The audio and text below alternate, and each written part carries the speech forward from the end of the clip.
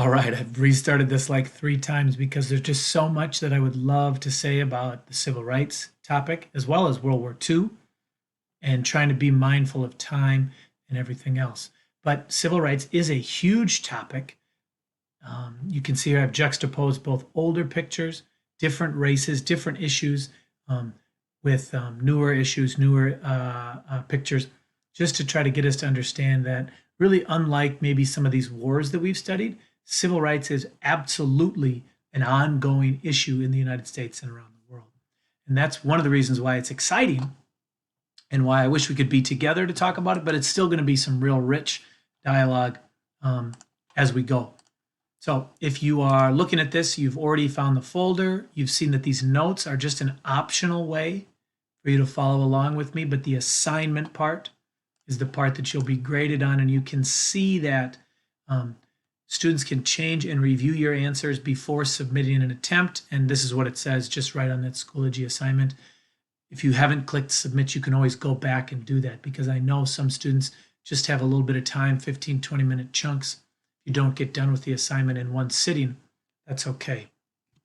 So I want to start with Rosa Parks because I think a lot of people believe they know the Rosa Parks story, but I think it's a much better story than most people understand. And what it does is give us some structure on where we're going to move forward, because we want to look at lots of different civil rights groups, not just African American, but really all kinds of different Americans and their push for civil rights. And so what I want to do is start with these 3 key ideas that Rosa Parks can teach us that are going to help us as we move forward. So the first thing you can see if you're following along on your notes is that the civil rights movements, all of them, are movements of the people, not just a few famous leaders. We oftentimes focus on the famous leaders, but in the case of Rosa Parks, she started or helped start, again, it wasn't just her, a protest in Montgomery that involved over 40,000 African American people who rode the bus regularly. And they had to unite. Otherwise, their protest of boycotting the buses, of not using the bus system, wouldn't have worked. So they had to share rides with the few people that did have cars, to walk in the rain for over a year. And maybe now in our time, we understand the power of a boycott. If people stop using a service, we can think of all kinds of companies and jobs right now that are really struggling because there aren't many customers. And this was the same tool, right? An enforced stay-at-home order to make change, not because of a disease. The other thing that's key to understand with the idea of this being the people is Rosa Parks was so much more than this single issue, this single day, this issue with the bus. In fact, she could have been and should have been famous simply for her commitment to ending violence against women. She was nearly the victim of a rape early in her life, and it made a huge impact on her. Obviously, as African Americans in the Jim Crow South had fewer rights, it was unfortunately even more common than it is now. So it was a movement of the people who were doing these incredible things beyond just the things that they're most famous for. So the other key thing that Rosa Parks teaches us about, and that it really goes on to, we'll see it again and again as we study this, is it's made up of real humans, not superheroes. One of the reasons that I would love to have us watch the movie Selma is it really shows Dr. Martin Luther King as a human. He has problems with his marriage and his family. He has real, legitimate flaws. He is not perfect. He was not perfect. He was a human. And that's what we lose sight of sometimes. And it makes it boring. Like, well, of course, Dr. King did this stuff. He was like a superhero. But in fact, he wasn't. He was a regular person, just like you or me. Rosa Parks, we would think like, oh, this hero. She refused to get up on the bus and moved to the back. She must have been rewarded for the rest of her life. But in reality, after the boycott was a success, she and her family had to move to Detroit because she couldn't find work in Montgomery. There were so many people who hated the fact that she stood up and helped start this movement. And during the boycott, when so much was going well, there was this young preacher, Martin Luther King, who was helping Rosa Parks wrote that she felt alone and angry at times.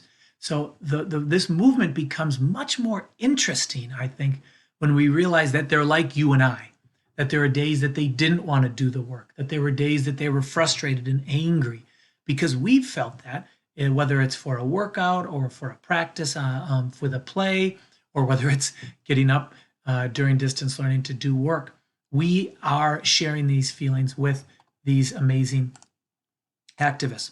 And then finally, the other key idea is that this is made up of plans and organizations, not just random acts of bravery, although there were lots of really brave people, that there was this system behind it. There was this plan. These people were thinking about what needed to happen. So Rosa Parks received training on how to be a nonviolent protester at a famous school called the Highlander Folk School. So she didn't just decide one day that she was going to protest the ridiculous rules on the bus. She, in fact, had training. She practiced. She was aware of what this was going to be, and knew that when she was going to do it, how hard it was going to be. Because, in fact, she accidentally probably got on this bus because she had avoided this bus driver for years because of how racist he was. He would spit tobacco juice. And in fact, he told 4 African-American people to get up and move. They were in the middle of the bus. They weren't even in the front of the bus. They were in the middle of the bus, and he ordered them to move. And the 3 other seatmates of hers did move. And so there were 3 open seats, and yet they called the police on her. So you can imagine what it would take to not lose her temper. And in fact, a 15-year-old girl, a girl your age, was 9 months previous to this event with Rosa Parks. She was told to do that, and she refused, but she did not have this sort of nonviolent background training from the school. And she kind of lost her temper. So they chose not to start the boycott then because they didn't want the sign of someone losing their temper to be the symbol of the movement. Now that's controversial, right? Turning down a 15-year-old's brave stand in favor of Rosa Parks' stand shortly later. So these movements are planned. They had organization. They weren't just random. They were made up of real people, not superheroes.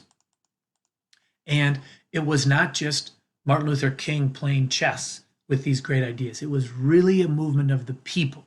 And whether we're talking about Native Americans, the LGBTQ community, Latinos, any women, any group that has increased their civil rights in the United States, they use these ideas and they use these structures. And so that's the key ideas that we're going to be using here.